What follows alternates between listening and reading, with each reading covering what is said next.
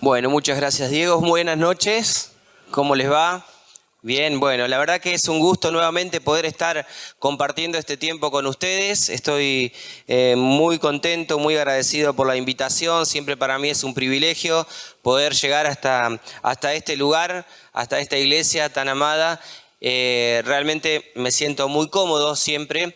Y bueno, seguir aprendiendo de lo que Dios tiene para nosotros es lo mejor que nos puede pasar en este tiempo, ¿no? Juntos de esta manera, en comunión y escuchando la voz de Dios, lo que Dios tiene para nuestras vidas. Miren, mientras yo estaba preparando este mensaje, cuando Diego me habló por este mensaje, tengo que ser honesto en lo siguiente. Fui cambiando algunas cuestiones, algunas cosas que iba a decir y bueno, quedó en lo que ahora les voy a exponer, ¿no? Estoy dando en la iglesia en donde asisto, en la iglesia de Calle Belgrano. Por cierto, le manda saludos a los pastores, Walter Galvez y Roberto Engler. Estoy dando un seminario justamente de evangelismo, un seminario que tiene 12 clases, todo un ciclo acerca de evangelismo. Y este seminario que nosotros podemos compartir, están asistiendo más o menos unas 60 personas para poder aprender entre todos a evangelizar y a predicar el evangelio de manera correcta. Ustedes saben que en nuestra sociedad, en la sociedad que estamos viviendo, una sociedad de la imagen, una sociedad light, algunos le llaman la posmodernidad. Algunos dicen que ya pasó la posmodernidad, sino que estamos en una etapa, en un momento distinto, diferente, en un momento en donde nosotros estamos en la era de la imagen, en la era de lo rápido, de lo instantáneo y en la era del clic, la era del clic. En esta sociedad y de esta manera, con estas características, hemos perdido algunas esencias. Y la esencia del evangelio en muchos casos se ha perdido. Se ha perdido el evangelio y el verdadero evangelio. Ya lo decía Gálatas capítulo 1, versículo 9, ¿no?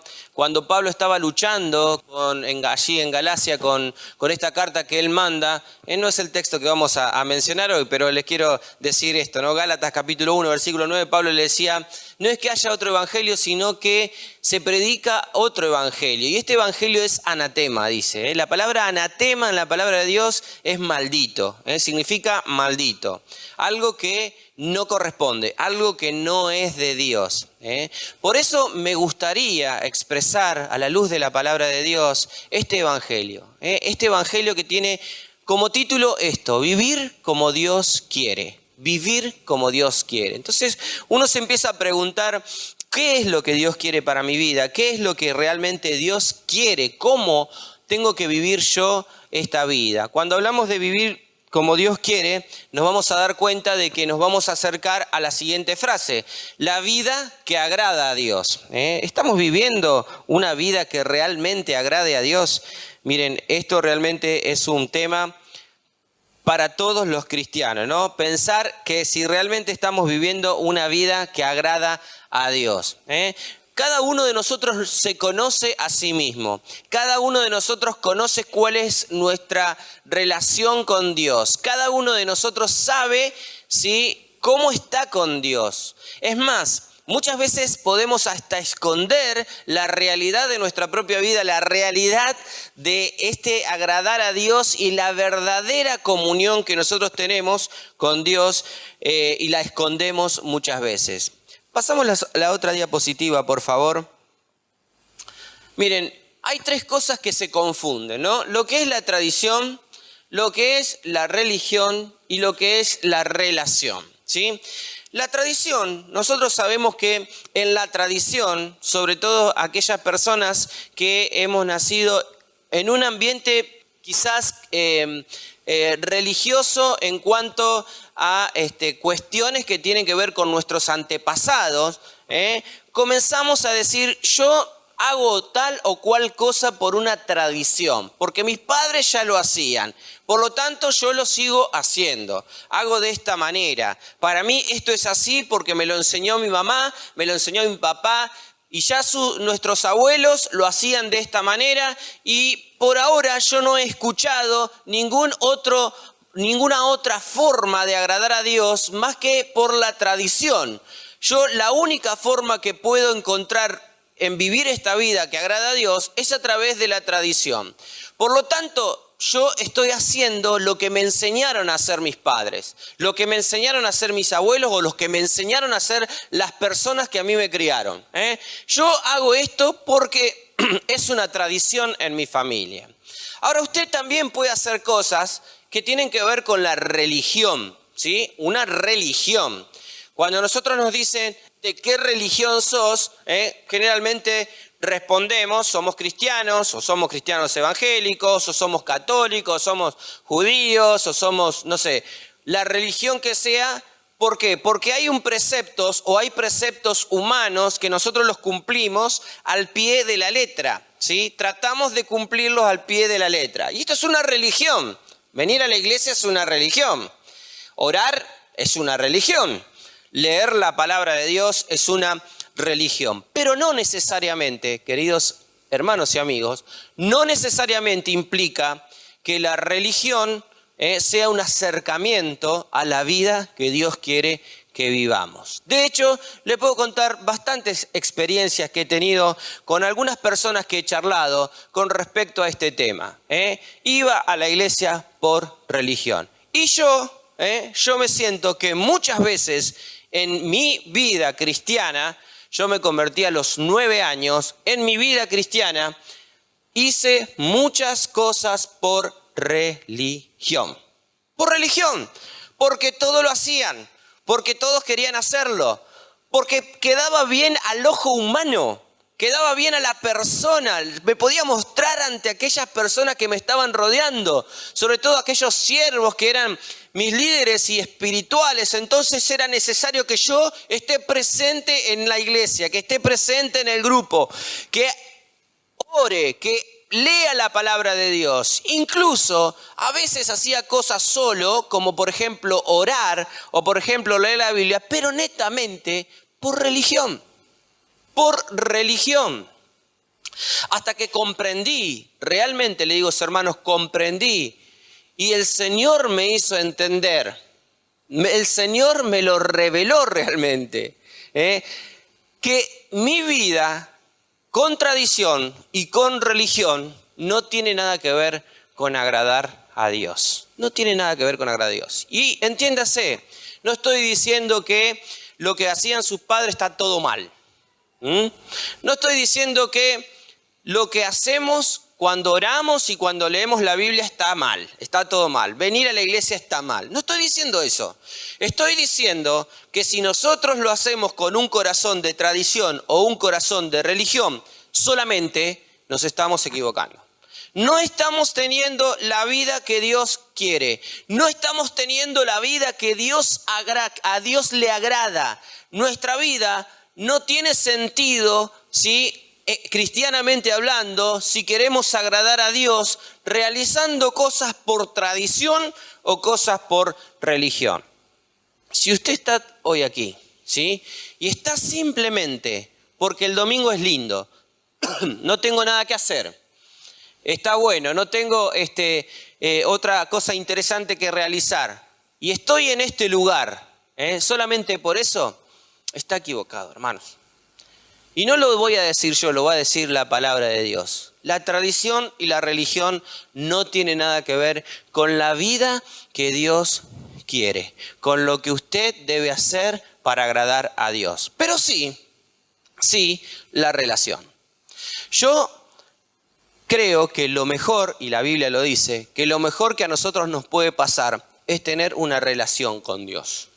Una relación genuina con Dios, en donde yo le hablo a Dios, en donde Dios me habla a mí, en donde yo le adoro a Dios, en donde puedo sentir la presencia de Dios, en donde puedo sentir la voz de Dios, en donde Dios está conmigo, en donde me siento seguro. Eso es lo que realmente agrada a Dios, la relación. Pero vamos a ver qué de la relación le agrada a Dios. Por favor, abran su Biblia en el libro de Job. Saben que el libro de Job es el primer libro escrito en la Biblia. Si bien nosotros tenemos el Pentateuco organizado de esta manera, Pentateuco, libros históricos, libros poéticos, libros proféticos, profetas mayores y menores, evangelios, el libro de Hechos de los Apóstoles, cartas paulinas, cartas apostólicas o personales, y el Apocalipsis, el primer libro que se ha escrito en la Biblia de los 66 libros es el libro de Job. Libro de Job es el primer libro. Job, capítulo 28, versículo 28, y en la próxima diapositiva está el texto del cual nos vamos a estar basando este mensaje, ¿no? Este mensaje que tiene que ver con la vida que a Dios agrada. Cómo vivir esta vida, cómo agradar a Dios, cómo vivir como Dios quiere, cómo hacer, ¿no? Job 28, 28, un texto que si usted lo aprende de memoria, sí, 28, 28, se va a acordar de dos importantes partes que tiene este texto y lo vamos a leer. Dice, he aquí, el temor del Señor es la sabiduría y el apartarse del mal, la inteligencia.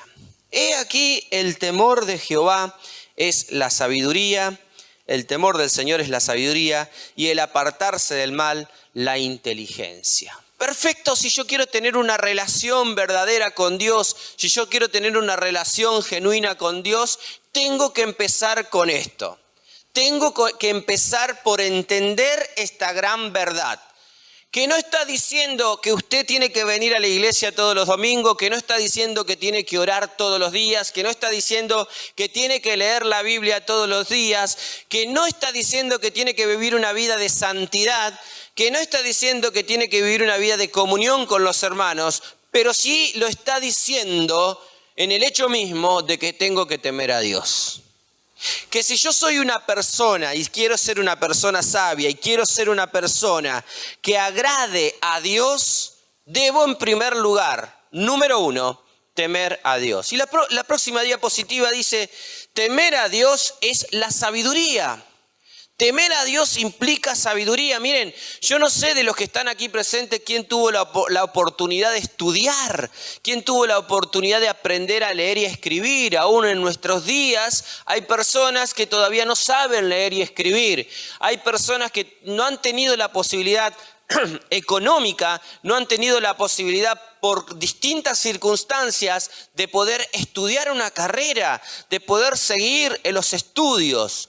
Pero lo que yo hoy le estoy diciendo, que usted se va a transformar en una persona sabia, en una persona llena de sabiduría, cuando usted teme a Dios.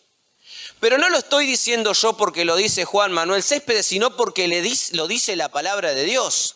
En el libro de Proverbios, capítulo 1, versículo 7, dice, el principio de la sabiduría es el temor de Dios.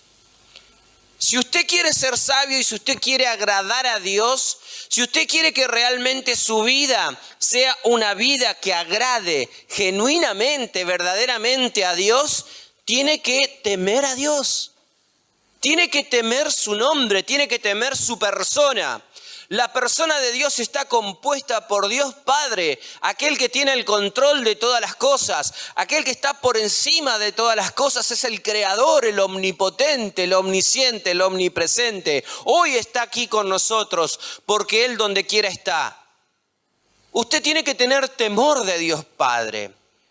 Tiene que tener temor del Hijo, de Jesucristo, su Hijo amado, que murió en la cruz por nosotros. Y también tiene que temer al Espíritu Santo, que es el Espíritu que Dios nos deja a aquellos que hemos creído en Él. El principio de la sabiduría es el temor de Dios. El principio de la sabiduría es temer a Dios. Y la Biblia dice, los insensatos, aquellas personas que no agradan a Dios, que no quieren agradar a Dios, ¿qué hacen? Desprecian la sabiduría, desprecian el temor de Dios, no temen a Dios, no temen a Dios. Levante la mano, ¿quién tiene Reina Valera 1960? Baje la mano. ¿Quién tiene acá en este momento otra versión? Muy bien. ¿Alguien más tiene otra versión? Bueno, Reina Valera 1960, ¿no? ¿Sí? Algunos dicen la reina de las versiones, y otros que no están de acuerdo, la reina de las verseras, pero no. Reina Valera hace muchos años, no es desde 1960, fue una revisión. Reina Valera desde antes de 1900 fue gestada, ¿no es cierto?, desde el original es una Biblia espectacular. Cuando yo estoy diciendo así, cuando yo estoy diciendo que el principio de la sabiduría es el temor de Jehová, y si estoy diciendo, como dice ahí Job 28, que el temor a Dios es sabiduría, cuando digo temor, ¿qué estoy diciendo? ¿Estoy diciendo respeto? ¿Qué versión tiene? ¿Miedo? ¿Qué versión tiene? ¿Qué versión tiene? Dígame. ¿Reina Valera? ¿Qué dice Reina Valera? Temor. El temor es temor. El temor es temor. Mire, yo no quiero desacreditar nada, ¿no? Usted puede pensarlo, pero deje que el Espíritu Santo hable a su corazón hoy. La Biblia está escrita en 3 idiomas, en hebreo, parte en arameo y parte en griego, ¿sí? Y se traduce a nuestro idioma, y la reina de las versiones que nosotros tenemos es Reina Valera 1960. Y cuando habla de temor, dice temor. Lo que usted y yo entendemos por temor, ¿qué es? Temor. Pero yo se lo quiero explicar, mire, de otra manera. Vamos a la otra diapositiva.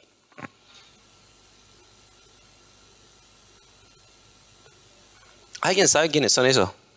Los saqué de un Facebook. No, de un estado de WhatsApp. No. ¿Saben quiénes son? Yo les quiero contar. Ese que está aquí se llama Ares. En la mitología griega, Ares, ¿quién era? ¿Saben quién era? El dios, ¿sí? Un dios. Los griegos eran paganos, eran idólatras y decían, bueno, que Ares era el dios del terror, era de la guerra, ¿sí? Y él, para ellos, Ares era el que le daba valentía y que producía terror a todos los otros pueblos, era el que les daba fuerza para la guerra. Y en su mitología, en su historia, en sus cuentos, se casó con la persona que está ahí al lado. ¿Saben quién es? Afrodita. ¿La diosa de qué? La diosa del amor para ellos, ¿no? La diosa del amor. Obviamente que no existen estas personas, ¿no? Simplemente es mitología. Y tuvieron un hijo. Tanto el dios del terror, el que impartía miedo, con la diosa del amor, que era justamente eso, amor, tuvieron un hijo. ¿Saben cómo se llamó? Fobos. Fobos. ¿Saben cómo decían los griegos a la palabra temor? Fobos. Para ellos la palabra temor era fobos. ¿Por qué? Porque era la conjunción entre el terror y el amor. Si ellos tendrían que explicar hoy esta palabra que nosotros acabamos de mencionar, la cual dice Proverbios capítulo 1, versículo 7, hoy dirían, el fobos es el principio de la sabiduría. El temor es el principio de la sabiduría. El fobos es el principio de la sabiduría. ¿Qué significa eso? Que tanto el terror y el amor se conjugan en un solo sentimiento, que es ese temor. El terror y el amor se conjugan en un solo sentimiento, que es ese temor que a mí me lleva a querer estar cerca de Dios. Usted puede decir, ¿cómo puede ser que yo le pueda tener terror a Dios? ¿Cómo puede ser que le tenga terror a Dios? Si Dios es un Dios bueno, si Dios es un Dios amoroso, si Dios tiene misericordia, si Dios es un Dios de paz, si Dios es un Dios amable, ¿cuántos atributos podemos encontrar de Dios hermosos? Pero no se olvide, querido amigo, querido hermano, que Dios también es soberano, que Dios es justo, que Dios se aira con aquellos hijos de desobediencia, que Dios imparte justicia con aquellas personas que no le temen. No se olvide. Quiero que usted pueda entender, quiero que usted pueda dimensionar lo que es esta palabra temor. Quiero que usted pueda tener por lo menos una idea de lo que significa temer a Dios. Por lo menos llevarse ese concepto de decir, el temor de Dios es algo serio, es algo que no lo puedo pasar por alto, es algo que tiene que causar en mi vida decisiones firmes, concretas, valederas. Decisiones que me hagan acercar más y más a Dios. La otra diapositiva, por favor. Entonces, ¿por qué temer a Dios? ¿Por qué yo tengo que temer a Dios? ¿Por qué yo tengo que tener ese terror y ese amor a Dios? ¿Por qué pasaba a los hijos de Israel cuando estaban en el monte que Moisés subía y solamente podía subir Moisés al monte? Y cuando ellos miraban ese monte lleno de truenos, llenos de sonidos, de relámpagos, se quedaban paralizados ahí, por lo menos por un tiempo, hasta que después sí provocaban la idolatría, ¿no? Pero ¿por qué tenían ese temor? ¿Por qué Dios causa eso? Miren, hermanos, yo tengo que decir la verdad, tengo que decir la realidad y yo les quiero predicar la verdad en la palabra de Dios. Yo tengo temor de Dios porque tengo terror de Dios. Tengo terror que me abandone Dios a mí, a mi familia, a mis hijas. Tengo terror de que un segundito Dios me deje. Tengo terror de que en un instante Dios no me sustente. Que en un instante te quite la salud. Que en un instante. Tengo terror. Porque sé lo que significaría eso. Por supuesto que tengo amor por Dios. Y quiero que esté conmigo y le amo y le alabo y le adoro como hemos hecho con estas hermosas canciones. Miren, uno de los textos que podemos mencionar que vislumbra la palabra de Dios y que en realidad muestra este poder de Dios es el texto más conocido por todos nosotros, ¿no? Juan 3:16. Miren, yo tengo un amigo, se llama Gustavo Sánchez, de hecho le digo a los encargados pastores, es rosarino, ¿sí? Es un maestro de la palabra, ¿sí? Esto que quieren un maestro, Gustavo Sánchez de Rosario, la iglesia de Parque Casas. Gustavo Sánchez me dice, Juan, mirá, hay algo que nosotros hacemos que no está bien. ¿Y qué es?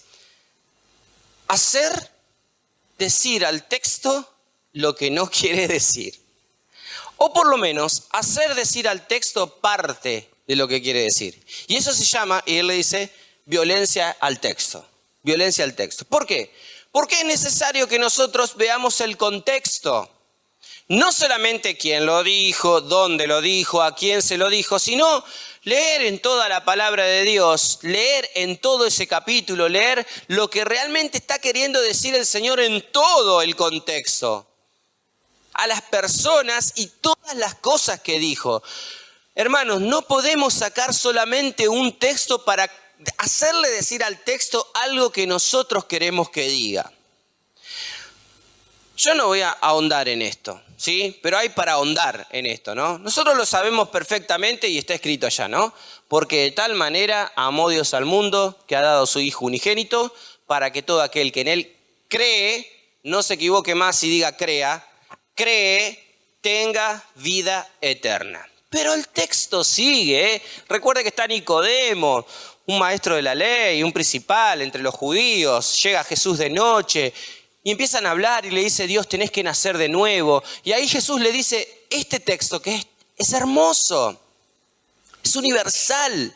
Está hablando de Dios, de ese amor tan grande a Dios. Pero fíjense lo que dice después. Porque no envió Dios a su Hijo al mundo para condenar al mundo, sino para que el mundo sea salvo por Él. Y por favor, preste muchísima atención en esto. El que en Él cree no es condenado. ¡Qué hermoso! El que en Él cree no es condenado. Pero el que no cree ya ha sido condenado. Porque no ha creído en el nombre del unigénito Hijo de Dios. Y esta es la condenación, que la luz, Jesucristo, vino al mundo y los hombres amaron más las tinieblas que la luz, porque sus obras eran malas. Porque todo aquel que hace lo malo aborrece la luz, no viene a la luz, para que sus obras no sean reprendidas. Queridos hermanos, esto es la gran realidad. Si yo temo a Dios es porque es la única persona, el único ser que a mí me puede dar salvación o condenación.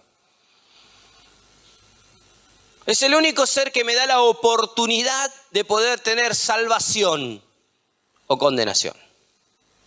El único. Fíjense en lo que dice la siguiente diapositiva. ¿Qué es la segunda parte, verdad? Hablábamos de que el temor de Dios es sabiduría, pero apartarse del mal es inteligencia, ¿no? Entonces pensamos, es una foto mía de hace unos años. ¿Qué es apartarse del mal, verdad? Romanos capítulo 3, versículo 23 dice: por cuanto todos pecaron están destituidos de la gloria de Dios, separados de la gloria de Dios. Hay algo que a nosotros nos ha separado de la gloria de Dios. Hay algo que a nosotros nos tiene fuera de la presencia de Dios. Hay algo que a nosotros nos tiene totalmente alejado de Dios. Miren, yo he hablado con personas y me dicen: yo le oro a Dios todas las noches. Oro todas las noches por mis hijos, por mi esposa, qué sé yo y aquello, pero no tengo a Dios en mi corazón. Entonces Dios no te va a escuchar, porque tus pecados te están separando de la gloria de Dios. Hay separación entre Dios y el hombre cuando hay pecado intermedio. Dios no puede habitar en el pecado. De hecho, cuando Jesucristo estaba muriendo en la cruz y le dijo: Padre, Padre, ¿por qué me has desamparado? Qué frase terrible, ¿no? Padre, ¿por qué me has desamparado? Era justo el preciso momento en donde el Señor Jesucristo estaba cargando con todos los pecados de cada uno de nosotros que hemos creído en Él. Con todos mis pecados estaba cargando Jesucristo, y Dios y el pecado no pueden coexistir. El Padre no podía estar con el Hijo porque el Hijo era pecado. Aunque Él jamás pecó, aunque Jesucristo no conoció el pecado, se hizo pecado, se hizo de mis pecados. Y el Padre se alejó del Hijo. Dios y el pecado no pueden coexistir, queridos amigos, queridos hermanos. Estamos separados de la gloria de Dios cuando nosotros pecamos. Estamos alejados de Dios cuando nosotros pecamos. Es más, en Romanos capítulo 6, 23 dice: porque la paga del pecado es muerte. Lo que causa el pecado frente a Dios es muerte. Dios no nos ve vivo a nosotros cuando nosotros estamos en pecado. Dios no ve espiritualmente vivo a una persona cuando está en pecado. Le puede latir el corazón, su cerebro puede andar fantástico, pero está muerto frente a Dios. Está muerto frente a Dios porque es la consecuencia del pecado, lo que trae el pecado a nuestras vidas. Y esto es para los que no son cristianos y para también los que somos hijos de Dios. El pecado es separación. El pecado es destitución. Yo no estoy hablando de perdición o de perder la salvación a aquellos que somos cristianos, pero sí estoy diciendo que Dios se aleja de nosotros cuando nosotros pecamos. Y en nosotros está la muerte cuando nosotros pecamos. Y no lo digo yo, hermanos, lo dice la palabra de Dios. Entonces, para tener sabiduría hay que temer a Dios, hay que tenerle terror y amar a Dios con todo nuestro corazón, sabiendo que es el único que puede darnos salvación. Pero también dice la palabra de Dios que para tener una vida que agrade a Dios, una vida que esté plena en el Señor, debemos apartarnos del mal.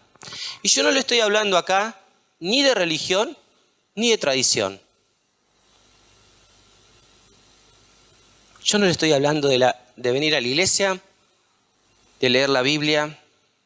No le estoy hablando de ninguna religión si no le estoy diciendo, sino que le estoy diciendo que la vida que agrada a Dios es una vida de temor y una vida, escuchen bien, alejada del pecado.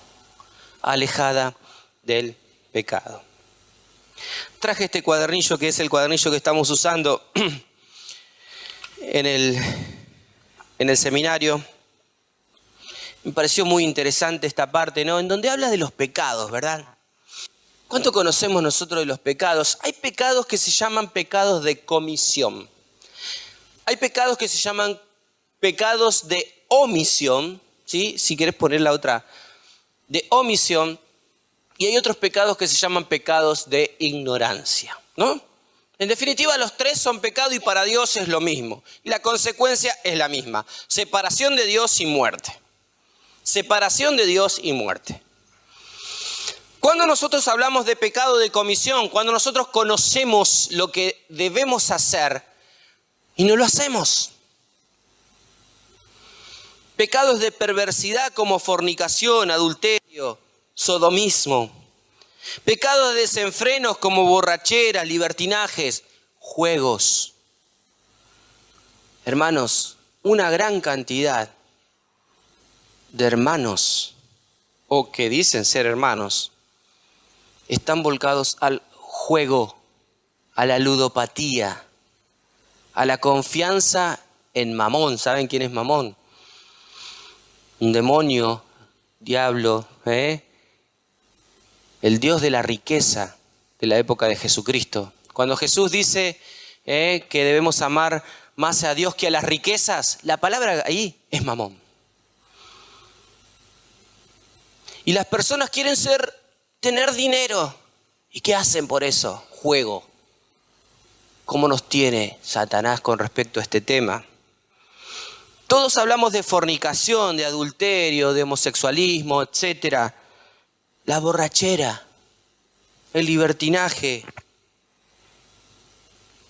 la avaricia, la altivez, la soberbia, la arrogancia.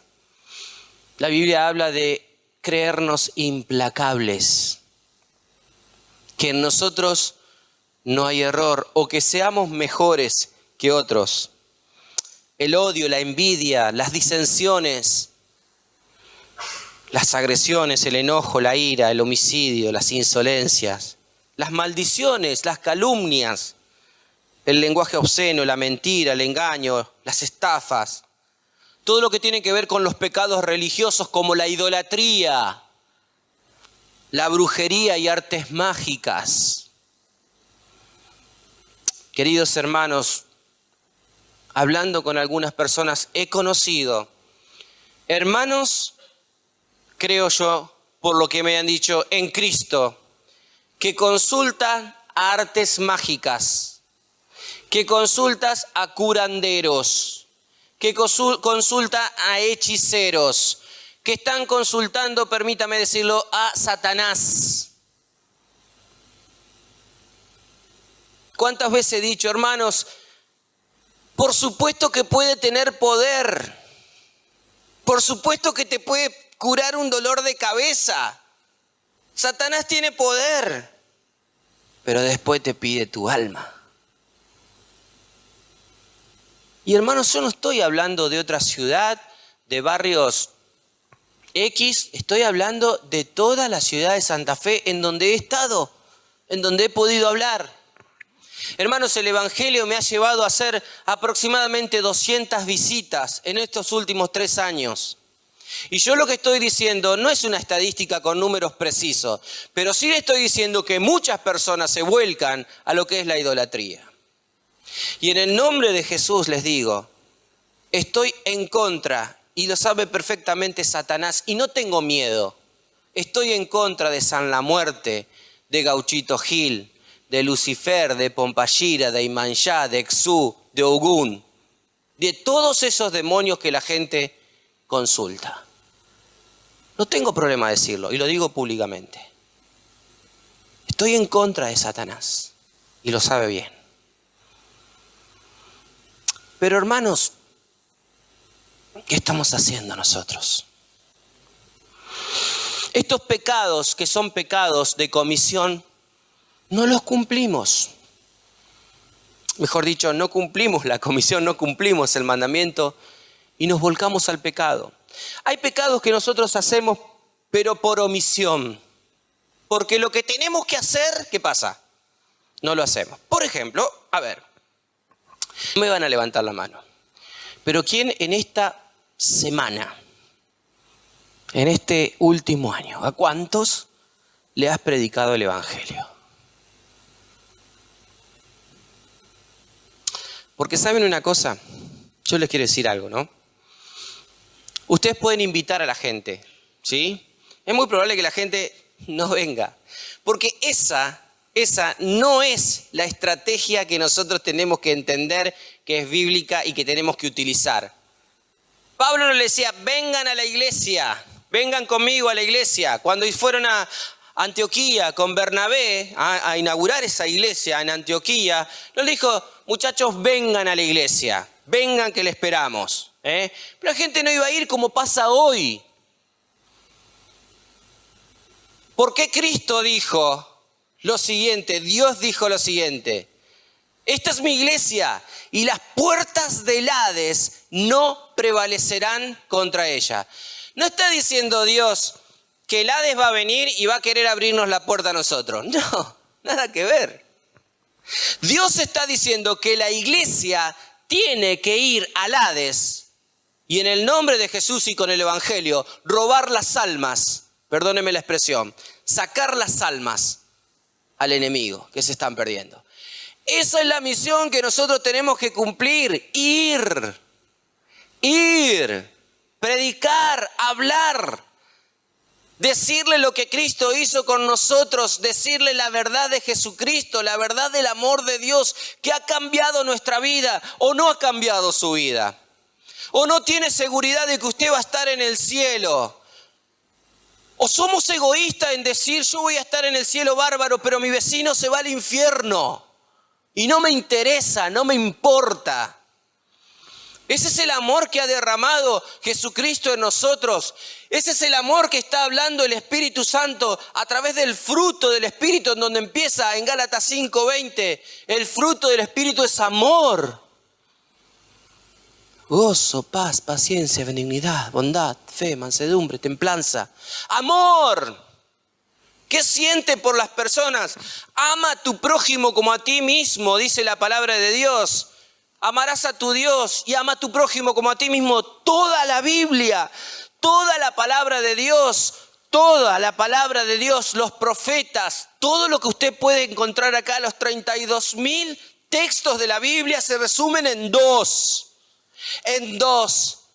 Amarás a tu Dios y ama a tu prójimo como a ti mismo.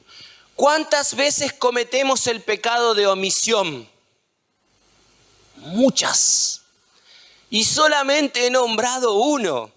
Porque la Biblia dice que hay que hacer el bien, incluso y mucho más, a los de la familia de la fe. Y en vez de criticar, decir, che, ¿viste la hermana cómo vino vestida? Nah, desastre. En vez de criticar, dice Jesucristo, ¿ustedes escucharon que no hay que matar? Bueno, yo les digo que cuando ustedes hablen mal de sus hermanos, están matando. Y hoy se transforman en culpables, porque ya no son más ignorantes, ya no lo desconocen. El que lo desconocía, hoy lo conoce. Tiene que predicar el Evangelio. Tiene que hablar de Cristo. No lo conocía, hoy lo conoce. Y si hoy no lo hace, de ahora en más se va a transformar en un pecado conocido. Antes lo hacía por ignorancia, pero hoy ya lo conoce. Hermanos, créame cuando yo le digo esto. En el nombre de Jesús se lo digo. Ante el Señor, con toda la verdad que sale de mí. Me encantaría ver esta iglesia llena.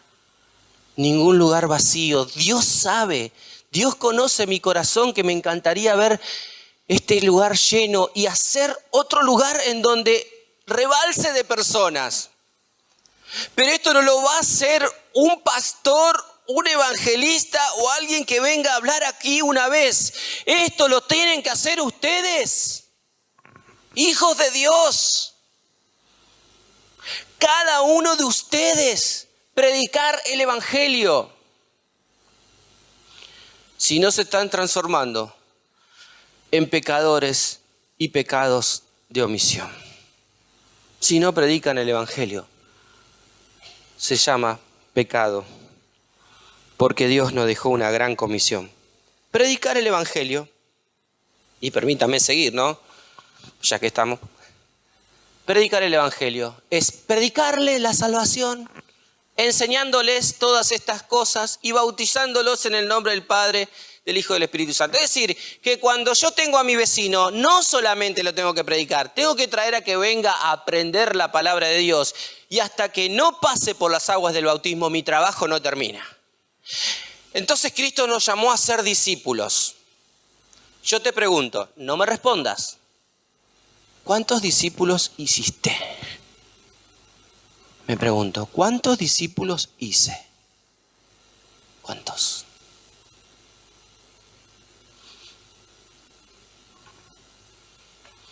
Puse eso para decir yo, ¿no? Yo. Hermanos, yo soy el más pecador de todos los que están aquí. Yo no los conozco a ustedes, pero conozco mi vida. Conozco que soy un pecador. ¿Y saben qué me enseñó el Señor? Que con la misma vara que yo mido, así voy a ser medido.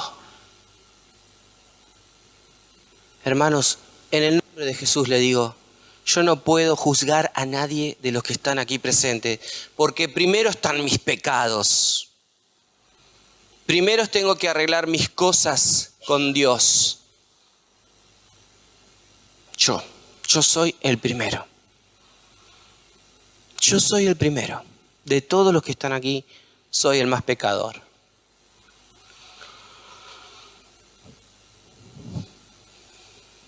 ¿Podemos pasar a la otra diapositiva, por favor?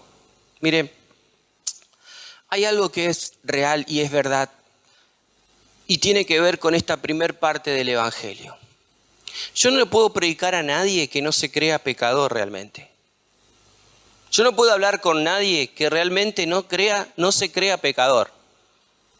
Si todos los que estamos aquí presentes decimos, esto no es para mí, si todos los que estamos aquí presentes, o alguno de los que estamos aquí presentes dice, yo esto lo dejo de lado, estamos completamente en otra dimensión que no tiene nada que ver con el Evangelio. Para que nosotros podamos entender esta verdad del amor de Dios, para que nosotros podamos entender que debemos seguir un camino que agrade a Dios, para que entendamos que debemos temer a Dios y apartarnos del mal, es necesario ver nuestra vida y decir, yo soy un pecador, necesito de Dios. Y lo único que a mí, o lo más justo que una persona podría pensar de mí, es la condenación eterna. Yo, queridos hermanos, soy el primero que dice que necesito y que para mí, que para mí, por mis pecados, merezco una condenación eterna. ¿Quién de los que está aquí presente puede decir, yo no tengo pecado, por lo tanto no merezco una condenación eterna? Porque recordá tu vida, yo te nombré algunos pecados. Pero pensá en tu vida, ¿cuántos pecados hay en tu vida? ¿Cuántos pecados? De mentiras, de desobediencia, de andar por caminos que no corresponde, de malos pensamientos, de malas actitudes, de palabras deshonestas. ¿Cuántos pecados? Y yo no conozco tu vida, no conozco tu vida. Pero yo sé que somos miserables ante Dios. Y por nuestros pecados merecíamos la condenación eterna. Por nuestros pecados merecíamos la condenación eterna. Merecíamos estar en el infierno. Yo no pude hacer nada, ni puedo hacer absolutamente nada para poder salvarme de todo esto. Porque los únicos que pueden ir al cielo son los que por gracia de Dios, por misericordia de Dios, Porque Dios es amor y es bueno. Y tiene una misericordia tremenda que no la podemos ni siquiera medir. Ha visto mi vida y me ha visto mi suciedad. Y me ha sacado de ese lodo cenagoso y me ha limpiado y me ha lavado y me ha puesto vestiduras nuevas. Para que en vez de ir al infierno vaya al cielo. Pero por mí, nada de lo que podía hacer podía satisfacer a Dios. No hay nada. Apocalipsis 21:4 dice: enjugará Dios las lágrimas de todo aquello y ya no habrá más llanto, no habrá más muerte. Las primeras cosas pasaron. Yo voy a ser su Dios y va a haber un lago de cristal hermoso, porque yo soy el alfa y la omega. Eso es el cielo. Y la única forma de acceder al cielo es entender que yo no puedo hacer nada. No puedo hacer nada. Simplemente tengo que entender que solamente la gracia de Dios, porque Dios quiere, me puede salvar. Porque si no, Apocalipsis 20, 14, 15, el Hades y la muerte fueron lanzados al lago de fuego, y esta es la muerte segunda. Y los que no estaban inscritos en el libro de la vida fueron lanzados a ese lago de fuego. Por favor, la otra diapositiva. Entonces, ¿cómo puedo hacer, no? Y ahí tenemos el muñequito agarrándose la cabeza. ¿Cómo puedo hacer? ¿Cómo puedo hacer para vivir una vida agradable a Dios? ¿Cómo puedo hacer para poder agradar y poder entrar al cielo y poder ser una persona a la cual Dios me inscriba en ese libro tan precioso que es el libro de la vida y pueda vivir una vida eterna? Miren, sigamos con los... No. Efesios capítulo 2, 8 y 9 dice: porque por gracia sois salvos por medio de la fe. ¿Y esto qué es?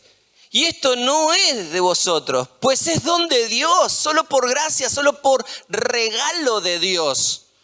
Yo no puedo hacer absolutamente ninguna obra, ni de religiosidad, ni de tradición, que pueda acercarme a Dios. Yo no puedo decir que por venir a la iglesia, como muchos piensan, voy a ser salvo, porque no lo es. Yo no puedo decir que simplemente por una oración, como otros piensan, yo voy a ser salvo, porque hermanos, no se mienta, no es así. Usted hizo una oración, no tiene nada que ver con la salvación de Dios. La Biblia no dice haga una oración y ya está. No hay nada que podamos hacer, no hay ninguna obra que nosotros podamos hacer para alcanzar a Dios. Dice la palabra de Dios: ya que por las obras de la ley ningún ser humano será justificado delante de él, porque por medio de la ley es el conocimiento del pecado.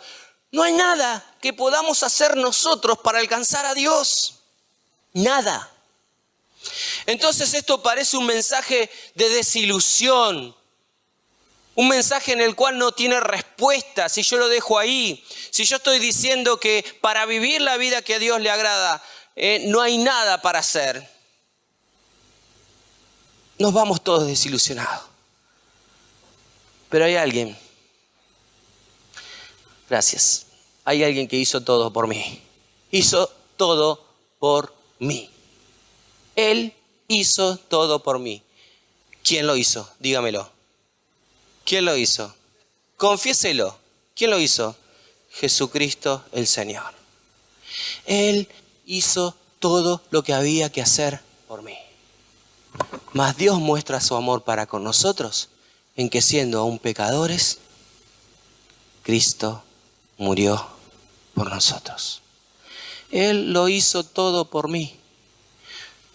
Saben que Dios ahora, en ese momento, lo ve a Cristo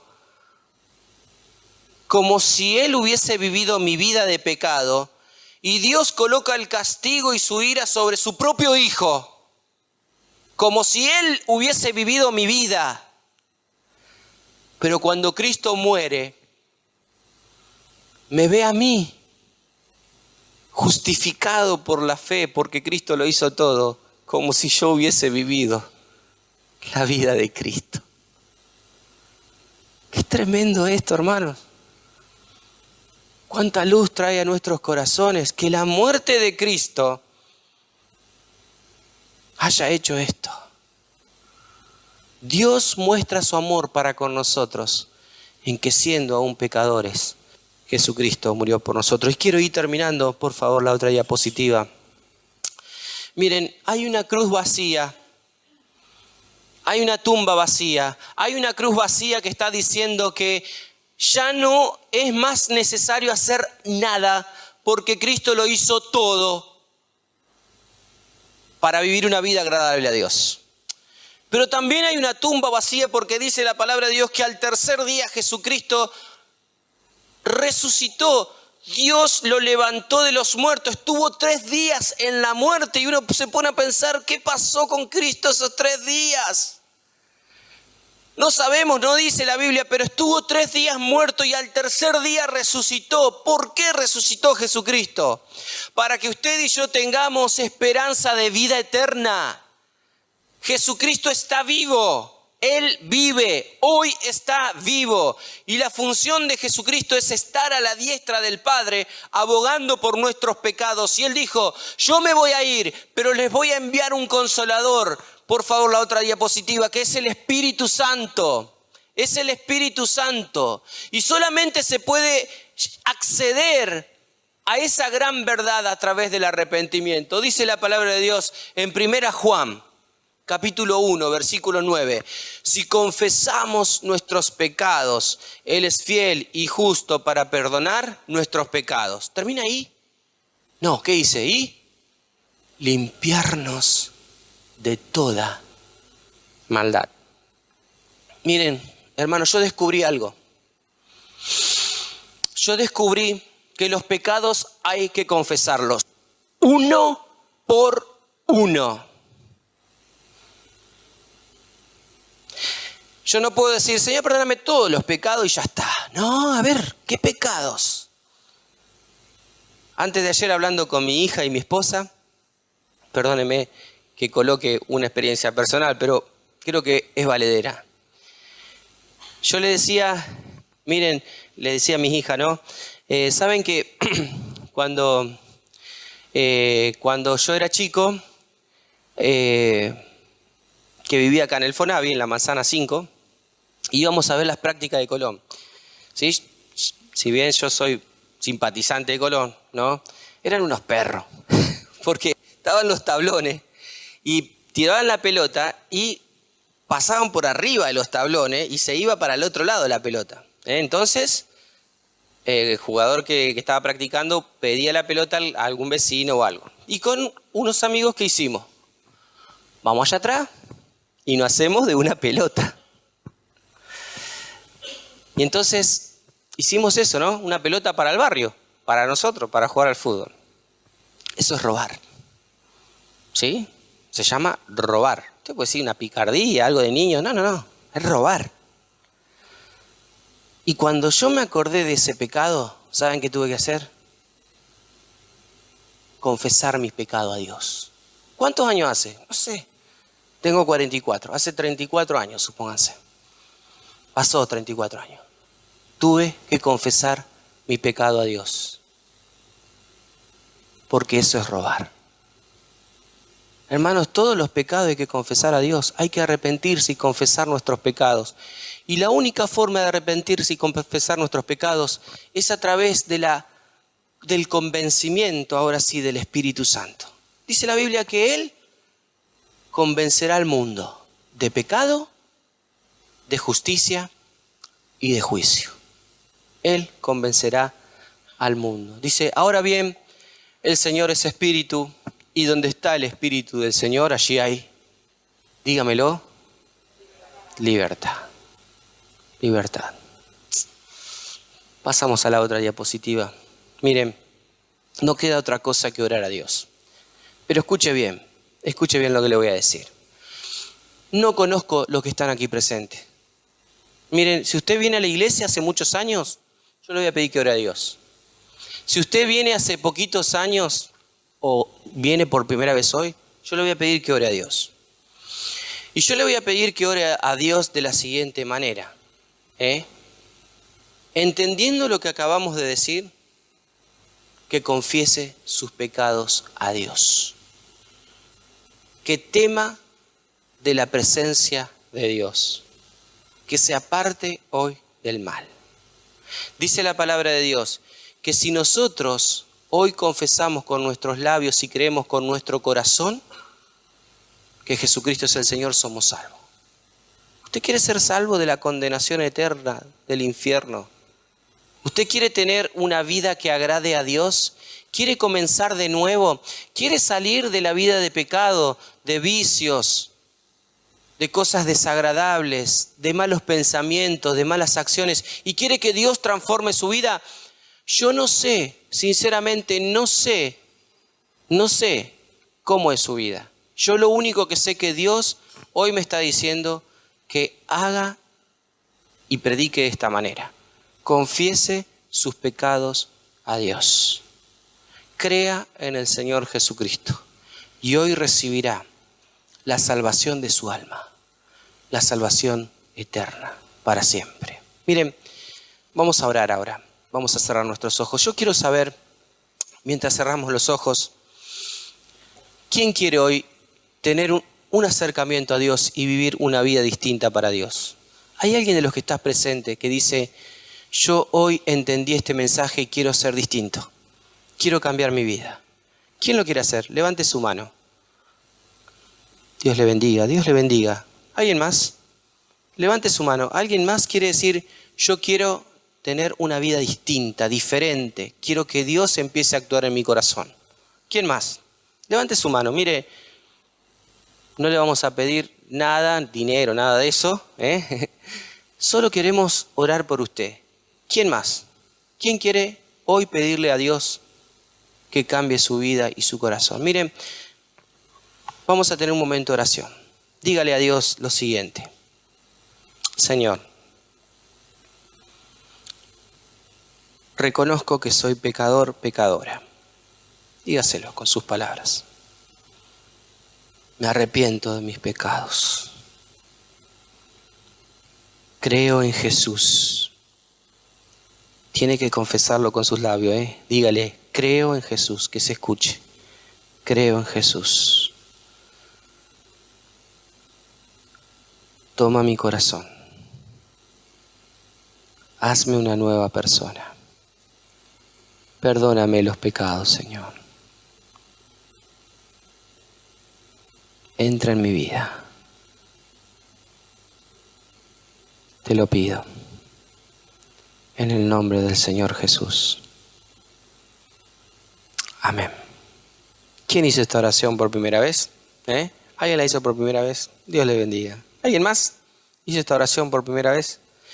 Bien, hermanos, yo voy a cerrar diciendo lo siguiente. La única vida que agrada a Dios no tiene que ver con la religión ni la tradición.